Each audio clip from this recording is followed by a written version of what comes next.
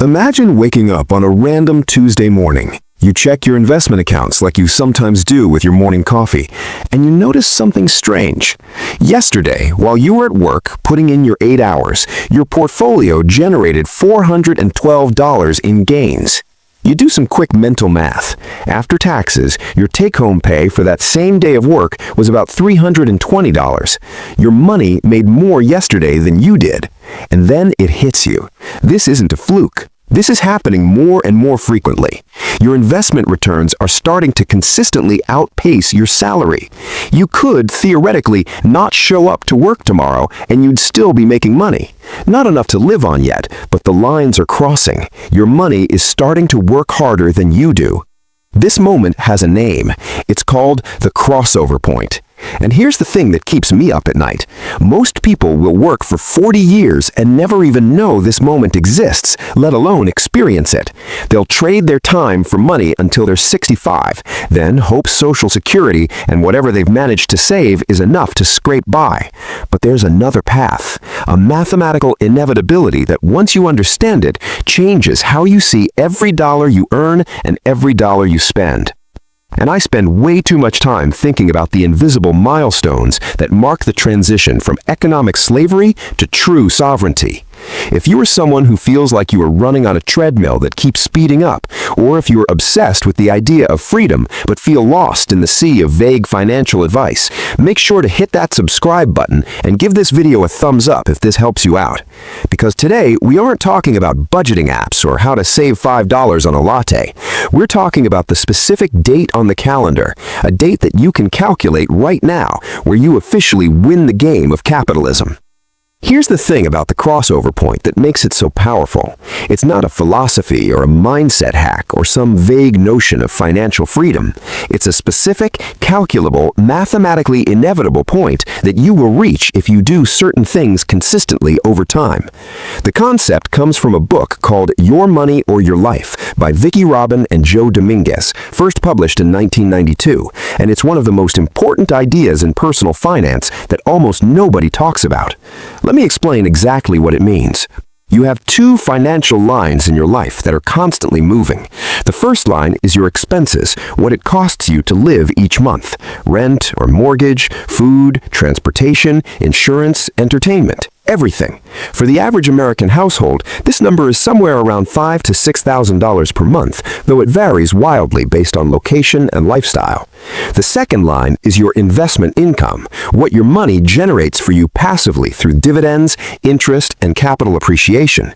For most people starting out, this line is basically flat at zero. Maybe you've got a few thousand in a savings account earning 3%, generating $10 a month. That's not moving the needle. But here's what most people don't realize. As you invest consistently over time, that second line starts to curve upward, slowly at first, almost imperceptibly. But compound interest is an exponential function, which means the growth accelerates.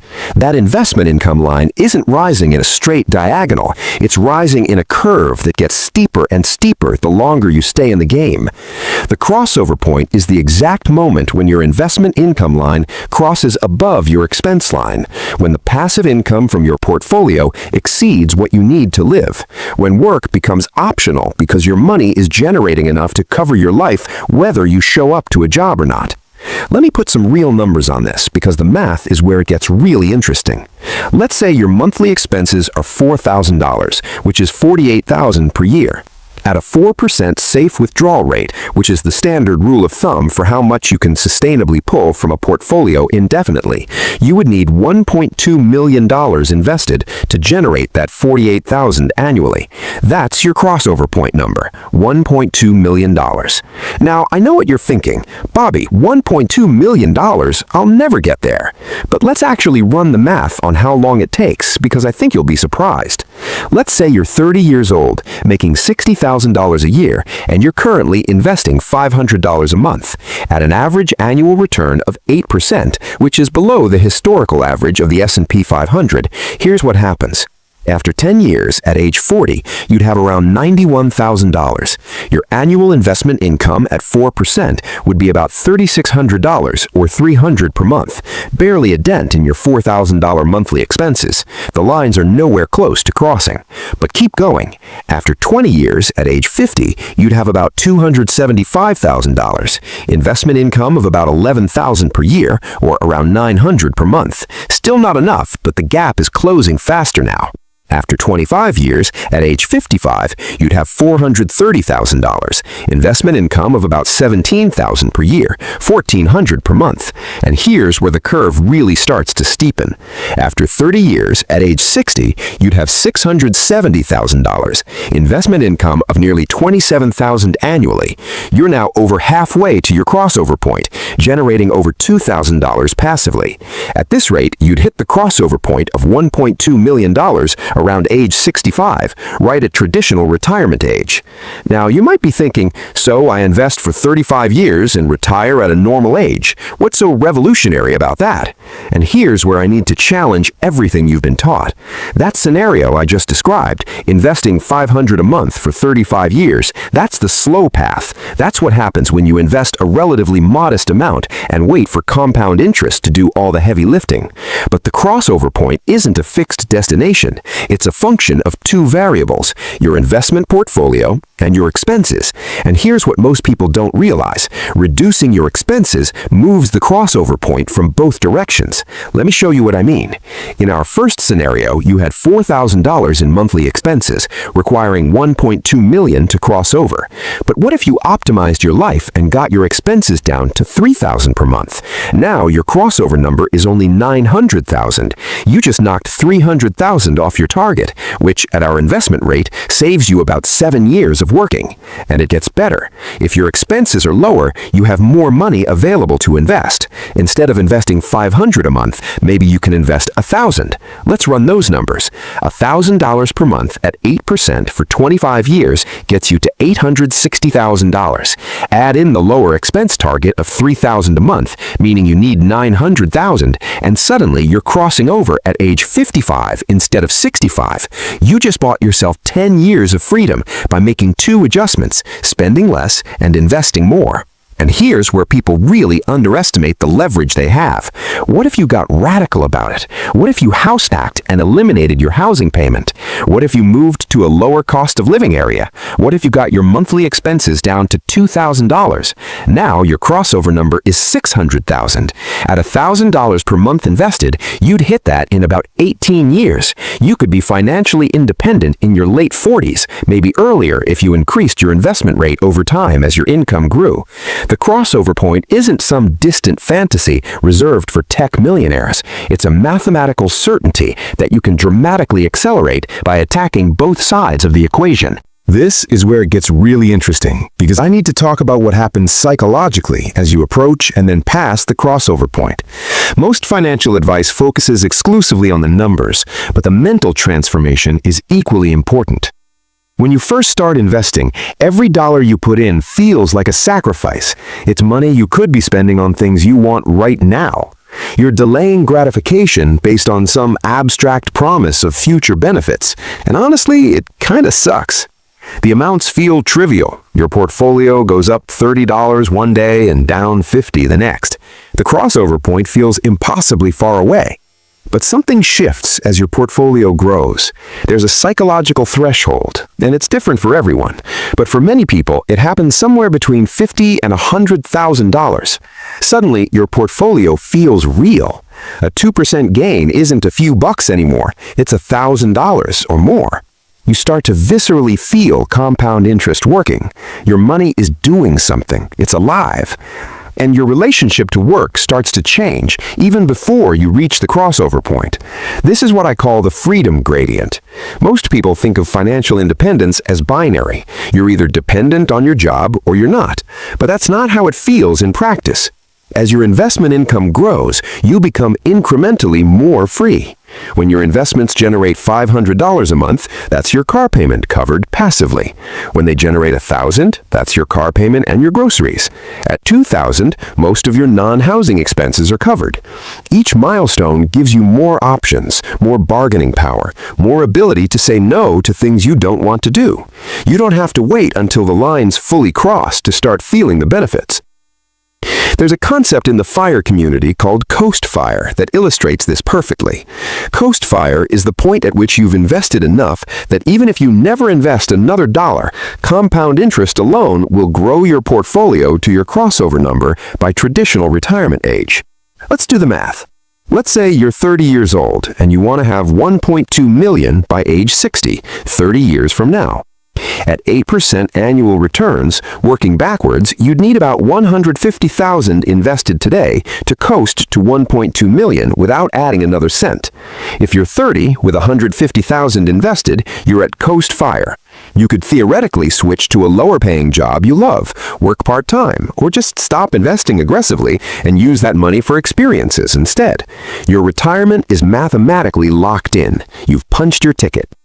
Now, I'm not necessarily recommending this strategy because continuing to invest obviously gets you to full financial independence faster and gives you more margin for error.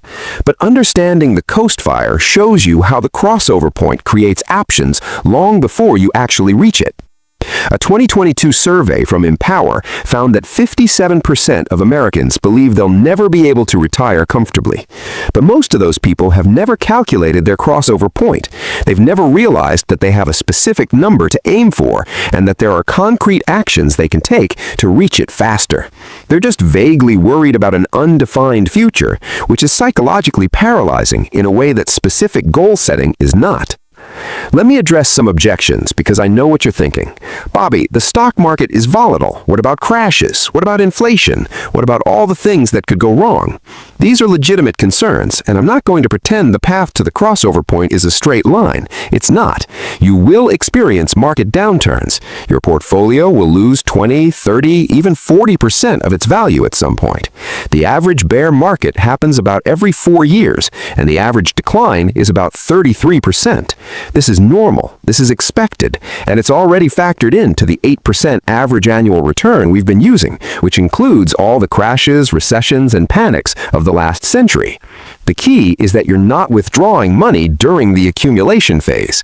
When the market crashes, you're still buying. You're buying more shares at lower prices, which actually accelerates your progress to the crossover point, even though your portfolio balance drops temporarily. Dollar cost averaging through downturns is one of the most powerful wealth-building mechanisms available to regular investors. It only works if you don't panic sell, which is why understanding the crossover point psychologically is so important. You're not tracking your portfolio for entertainment or anxiety. You're watching the gap between two lines slowly close, knowing that temporary setbacks don't change the mathematical inevitability of where you're heading. As for inflation, the 4% safe withdrawal rate is specifically designed to account for inflation. The original Trinity study that established this rate tested portfolios against historical periods that included high inflation, and the 4% rule held up. Additionally, stocks have historically been an excellent inflation hedge because companies raise their prices along with inflation, which flows through to their earnings and stock prices. Your crossover number will rise with inflation, but so will your portfolio. They roughly track each other. Is there risk? Of course. The future is uncertain. But the alternative, never investing and remaining completely dependent on trading your time for money until you physically can't work anymore, is not less risky. It's more risky. You're just trading investment risk for longevity risk, health risk, and labor market risk.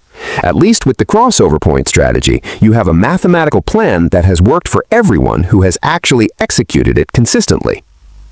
Here's what I want you to actually do with this information, because understanding the crossover point is useless if it doesn't change your behavior. First, calculate your current monthly expenses. Not what you think they are, what they actually are. Go through 3 months of bank statements and add up everything. Be honest.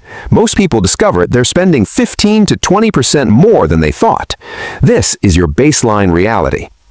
Second, multiply your monthly expenses by 12 to get your annual expenses, then multiply that by 25. This is your crossover number at a 4% withdrawal rate. Write it down. This is the portfolio size that would make work optional for you. Third, check your current investment balance. Subtract that from your crossover number. This is your gap, the distance between where you are and financial independence. Fourth, figure out how many years until you close the gap based on your current investment rate. There are calculators online for this, or you can use a compound interest formula. Be honest about what you're actually investing each month. Fifth, and this is where the action happens, ask yourself how you could accelerate this timeline. Could you increase your income through a job change, side hustle, or skill development? Could you decrease your expenses by housing hacking, relocating, or cutting vampire costs? Could you invest windfalls like tax refunds, bonuses, or inheritances instead of spending them? Every $1,000 you invest is $40 per year of passive income forever. Every $100 you cut from your monthly expenses is $30,000 less you need to reach crossover. I want to leave you with a reframe that I think about constantly. Every purchase you make has two costs, the money you spend and the crossover time you sacrifice. When you buy a $30,000 car instead of a $15,000 car, you're not just spending an extra $15,000, you're pushing your crossover point further into the future. At 8% return, that $15,000 would double approximately 9 years. So that car upgrade didn't cost $15,000. It cost $30,000 over 9 years, $60,000 over 18 years, $120,000 over 27 years. It cost months or years of freedom at the back end of your life. I'm not saying never spend money on things you enjoy. I'm saying understand the true trade-off. That money isn't just money, it's future time. It's the months you'll spend working when you could have been free. The crossover point makes this trade-off visible and quantifiable, and once you see it, you can't unsee it. Every financial decision becomes a question of whether you're moving toward the crossover or away from it, whether you're buying yourself freedom or selling it. The average American will earn about $2 million over their working lifetime and end up almost completely dependent on Social Security in retirement, which pays an average of about $1,800 a month. They'll have worked for 45 years and have almost nothing to show for it because every dollar that came in went right back out. The crossover point offers a different path, not an easy path, but a clear one. Save aggressively, invest consistently, reduce your expenses intelligently, and wait for the math to work. The lines will cross. They always do for the people who stick with it. And when they cross, you'll wake up on some random Tuesday, check your accounts, and realize that your money is finally working harder than you are. That's the moment everything changes. I've spent way too much time thinking about this stuff so you don't have to. If this video helped you see your finances differently, make sure to smash that like button and subscribe for more content that challenges how you think about money. I'll see you in the next one.